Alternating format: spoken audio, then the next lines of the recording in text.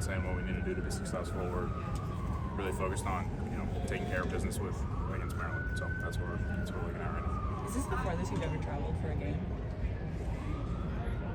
Probably, yeah. I hadn't really thought about that, but yeah. Any part of the travel, this season been difficult logistically, more so than normal, or just no? I think we've done a good job, and Coach Riley did a really good job. Pulling information from some of the top guys in the NFL and how they handle it, and I think we've done a really good job. So much is about responding all the time to adversity. How do you get past the what-ifs and having 3 games that were just so excruciating, as you put it here tonight? How do you not dwell on it? Obviously, it's difficult. Like, I had some unfortunate circumstances, and it just is what it is. But I think, if it was easy, everyone would do it. This is what we signed up for. We signed up to, do something that's really hard and continue to put ourselves out there each and every week. And I think it's important, like, when you face adversity, kind of like you said, like, you have to lean back on what got you here and what you truly believe in. I think we've done a good job so far of that as a team, and need to continue to do that to put together a complete week. What happened? Interception under regulation? 6 inches high. When you look back at just kind of your film from last week, how do you kind of evaluate yourself? Where do you feel like you are at this point in the season, and where do you want to keep progressing? I thought, offensively we did a really good job. There's not better defenses than that. There are defenses that are as good as that, but there are not better defenses than that in the country. No one had, come close to touching 30 points on those guys, and we're 2 penalties away from having 40. So, obviously the one at the end of the game, and the 2-minute drive is unfortunate. But I think offensively, we put those guys, on their heels in situations they hadn't been in all year. And I'm proud of how we executed as a group. Did you just see the Penn State defense make some adjustments going into the second half that kind of was able to slow your guys' offense down?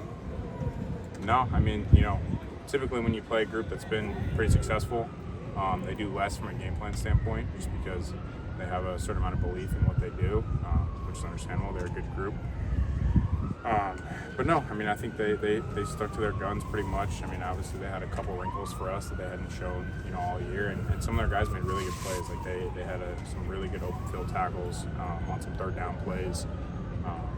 Safeties coming up, tackling guys in space. So, they're a good team. Like I said, there's not better defenses than that. So they're gonna make some plays, and we're gonna make some plays. And typically, when you play when two good teams play each other, it's gonna come down to very small margins.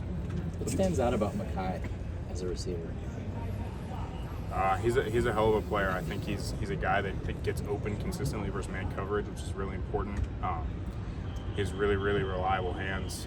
He's a competitor, and just someone, just in general, that I love playing with. Well, you said that something like a touchdown run, you guys worked out quite a lot. What was your excitement to have it called and to see what happened? You talking about cues? Yeah. Yeah, and that's something that we've had in, and we're just, we're trying to get in the right look, and we got him in the right look, and Q obviously did a great job making the last guy miss, but it was great execution.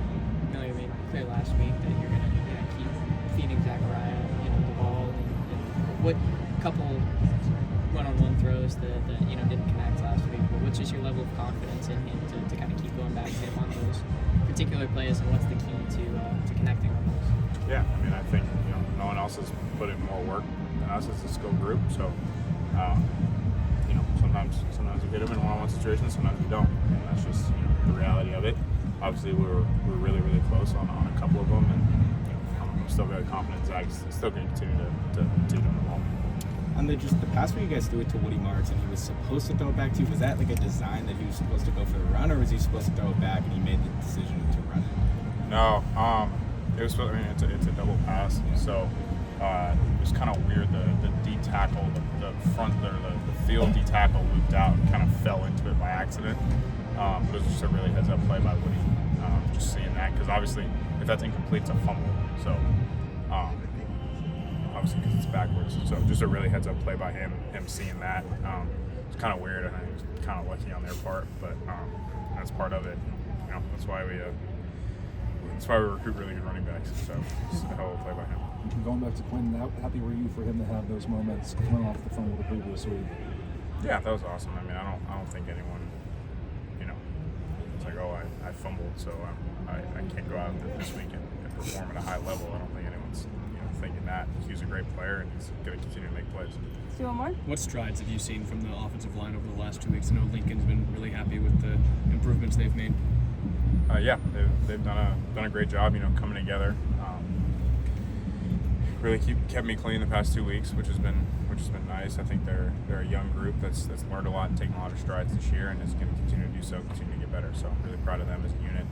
Obviously, Jonah's done a tremendous job leading them.